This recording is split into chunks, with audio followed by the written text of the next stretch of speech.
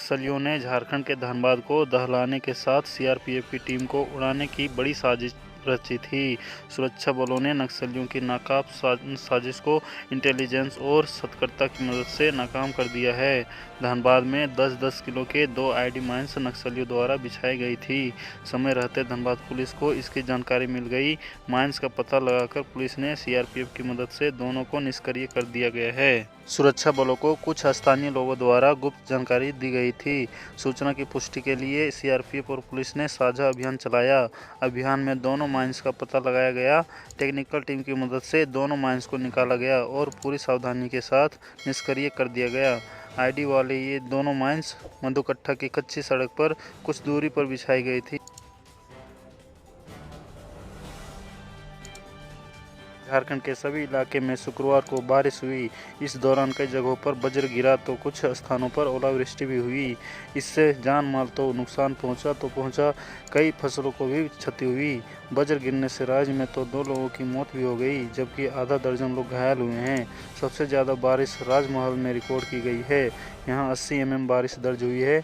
मौसम के इस बदले मिजाज में ठंड भी बढ़ गया है। वैज्ञानिक ने बताया कि बिहार और बंगाल से सटे झारखंड में उत्तरी भाग में ज़्यादा असर दिखा है। उन्होंने बताया कि शनिवार को सिस्टम के पश्चिम बंगाल की ओर निकल जाने की वजह से असर कम रहेगा। सुबह में कोहरा और धुंध की स्थिति बनेगी, धूप खिली रहेगी। इस दौरान कुछ इलाकों में आसमान में हल्के बादल छाए रहेंगे। वहीं आने वाले 2 दिन तक न्यूनतम तापमान में 5 डिग्री की गिरावट आएगी। इसके बाद तत्काल तापमान में कोई बड़ा बदलाव नहीं होगा।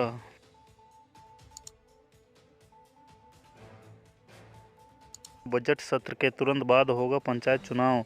राज्य में पंचायत चुनाव कराने के लिए 5 जनवरी को आयोग द्वारा प्रकाशित की गई नई मतदाता सूची के विखंडन का काम पूरा हो गया है। 31 जनवरी को मतदाता सूची का प्रारूप प्रकाशन कर आपत्ति आमंत्रित की गई है। 7 फरवरी को अंतिम मतदाता सूची का प्रकाशन कर दिया जाएगा। संशोधित मतदाता सूची में 6,42,928 मतदाता बढ़ गए हैं। निर्वाचन आयोग ने चुनाव की तैयारी पहले ही पूरी कर ली है। मतदाता केंद्रों का गठन कर लिया गया है। त्रिस्तरीय चुनाव के लिए उम्मीदवारों के निर्वाचन व्यय की सीमा तय कर दी गई है। सुरक्षा व्यवस्था को लेकर राज्य निर्वाचन आयुक्त पुलिस के वरीय अफसरों के साथ लगातार बैठक कर रहे हैं। इधर ग्रामीण विकास मंत्री आलमगीर आलम साफ कह चुके हैं कि राज्य सरकार जल्द ही जल्द पंचायत चुनाव कराना चाहती है। फरवरी में ही चुनाव की घोषणा होने से संबंधित संकेत भी दिया है। मार्च को पेश होगा विधानसभा में बजट। 25 फरवरी से 25 मार्च तक चलेगा सत्र। झारखंड विधानसभा का बजट सत्र 25 फरवरी से शुरू हो जाएगा। राज्यपाल रमेश बैस के अभिभाषण के साथ शुरू होने वाला यह बजट सत्र 25 मार्च तक चलेगा। इस संबंध में मंत्रिमंडल सचिवालय एवं निगरानी विभाग की ओर से आधिकारिक अधिसूचना जारी कर दी गई है, जिसके मुताबिक राज्य के वित्तीय वर्ष 2022-23 का वार्षिक बजट 3 मार्च को सदन में पेश किया जाएगा। जानकारी के मुताबिक बजट सत्र में कुल 17 कार्य दिवस होंगे। झारखंड विधानसभा के बजट सत्र के लिए जारी की गई अधिसूचना के मुताबिक सत्र में कुल 4 मुख्यमंत्री प्रश्नकाल होंगे। इसमें विधानसभा के सदस्य सीधे मुख्यमंत्री से सवाल कर सकेंगे। यह प्रश्नकाल प्रत्येक सोमवार को होगा। 28 फरवरी, 7 मार्च, 14 मार्च और 21 मार्च को मुख्यमंत्री प्रश्नकाल होगा।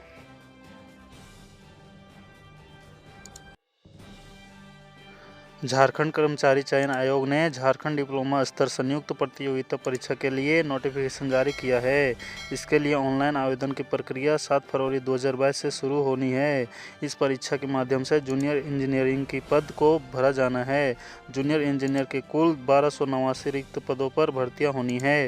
हालांकि पूर्व में 285 रिक्तियों के लिए नोटिफिकेशन जारी किया गया था, लेकिन आयोग ने अब 1004 और रिक्तियाँ शामिल कर दिया है। इस प्रकार कुल रिक्तियों की संख्या अब 1289 हो गई है। ऑनलाइन आवेदन शुरू होने की तिथि 7 फरवरी 2022 है। ऑनलाइन आवेदन करने की अंतिम तिथि 8 मार्च 2022 है। परीक्षा शुल्क जमा करने की अंतिम तिथि 10 मार्च 2022 है। फोटो और सिग्नेचर अपलोड करने की अंतिम तिथि 13 मार्च 2022 है। आवेदन में करेक्शन करने की तिथि 14 मार्च से 16 मार्च 2022 तक है। परीक्षा पैटर्न की डिटेल जानकारी के लिए ऑफिशियल वेबसाइट jssc.nic.in पर जाकर नोटिफिकेशन चेक कर सकते हैं। नोटिफिकेशन में विस्तृत जानकारी उपलब्ध कराई गई है।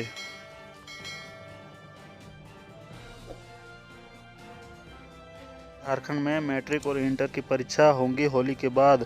होम सेंटर दिए जाने की संभावना है। राज्य में मैट्रिक और इंटर की परीक्षा मार्च में होली के बाद शुरू हो सकती है। परीक्षा पिछले वर्ष सितंबर में जारी निर्देशानुसार ही होगी। परीक्षा के प्रारूप में कोई बदलाव नहीं होगा। शिक्षा विभाग द्वारा पूर्व में घोषित प्रारूप के अनुरूप ही दोनों टर्म की परीक्षा ली जाएगी। परीक्षा के प्रारूप को लेकर शुक्रवार को शिक्षा सचिव राजेश कुमार शर्मा ने विभाग के अधिकारियों के साथ बैठक की है। बसंत पंचमी पर मां शारदे की भक्ति में लीन हुआ झारखंड। आकर्षण का केंद्र रहा पंडाल। सुबह में आसमान में काले बादल छाए हुए थे। खराब मौसम के बावजूद सरस्वती मां के भक्तों में उत्साह चरम पर था। विभिन्न पूजा समितियों द्वारा आकर्षक भीम पर प्रतिमा स्थापित करके पूजा की गई। झारखंड के सभी जिलों में बसंत पंचमी धूमधाम से मनाई गई। शनिवार को सुबह से ही विभिन्न पूजा पंडाल, स्कूल, कॉलेज, शिक्षण संस्थान में छात्रों द्वारा प्रतिमा स्थापित करके विधिवत पूजा की गई। सुबह में आसमान में काले बादल छाए हुए थे। खराब मौसम रहने के बावजूद सरस्वती मां के भक्तों में उत्साह चरम पर था। पूरा शहर व जिला भक्तिमय हो गया। विभिन्न पूजा समितियों द्वारा आकर्षक थीम पर प्रतिमाएं स्थापित करके पूजन किया गया। सुबह आसमान में काले बादल छाए हुए थे। उसी बीच सुबह बाजार में फल व पूजन सामग्री लेने के लिए काफ़ी चहल पहल रही। लोगों ने सरस्वती पूजा की पूजन सामग्री की खरीदारी की। सुबह गंगा घाटों में भक्तों ने आस्था का डुबकी लगाकर मां सरस्वती की पूजा की। घरों में भी मां शारदे की प्रतिमा व तेलीय चित्र स्थापित करके मां सरस्वती का विधिवत पूजन वैदिक मंत्रोच्चारण के साथ किया गया है। झारखंड के कलाकार बंटी सिंह के निधन पर जामताड़ा के कलाकारों ने सेंट एंथोनी स्कूल में श्रद्धांजलि सभा का आयोजन किया। इस दौरान सेंट एंथोनी स्कूल के निदेशक डॉक्टर चंचल भंडारी, शिक्षाविद D Bhandari, Victor dance kingdom के निदेशक सह कोरियोग्राफर विजय सिंह सहित अन्य ने बंटी सिंह के चित्र पर माल्यार्पण कर श्रद्धांजलि अर्पित की। इस दौरान 1 मिनट का मौन रखा गया। श्रद्धांजलि सभा में कलाकारों ने कहा कि नागपुरी संगीत जगत के लिए इनका निधन अपूरणीय क्षति है। श्रद्धांजलि सभा में वक्ताओं ने कहा कि बंटी सिंह झारखंड के अच्छे कलाकार थे। रांची के मशहूर नागपुरी कलाकार बंटी सिंह का पिछले मंगलवार को निधन हो गया। उन्होंने डांस से अपनी अलग पहचान बनाई थी। बंटी सिंह का नागपुरी संगीत जगत में बहुत बड़ा योगदान है।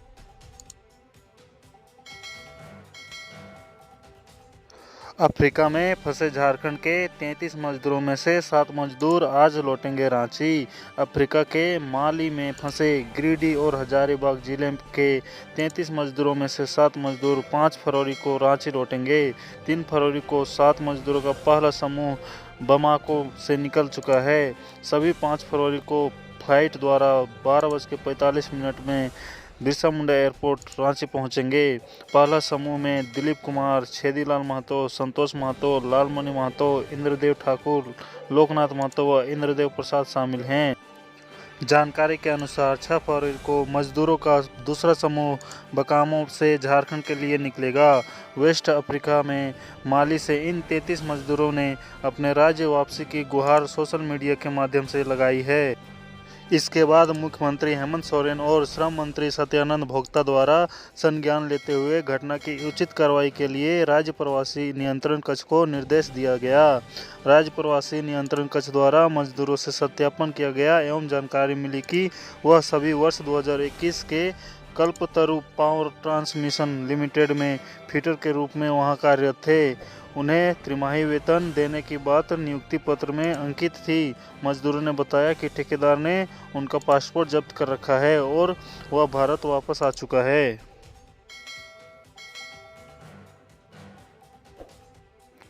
झारखंड के जामताड़ा में अफीम की खेती के खिलाफ पुलिस की टीम ने छापेमारी की है। पुलिस अधीक्षक जामताड़ा को सूचना मिली थी कि इलाके में बड़े पैमाने पर अफीम की खेती हो रही है। इसके बाद एसडीपीओ आनंद ज्योति मिंज के नेतृत्व में टीम गठित की गई। इसमें हिमी जाम, बिंदा पाथर, जामताड़ा पुलिस लाइन के जवान शामिल रहे। टीम ने शनिवार को इलाके में छापा मारकर अफीम के पौधों को नष्ट कर दिया। इस मामले में एक व्यक्ति को गिरफ्तार कर लिया गया। इसके अलावा अवैध तरीके से नशीले पदार्थ की खेती करने के आरोप में जमीन मालिकों के खिलाफ FIR दर्ज किया जा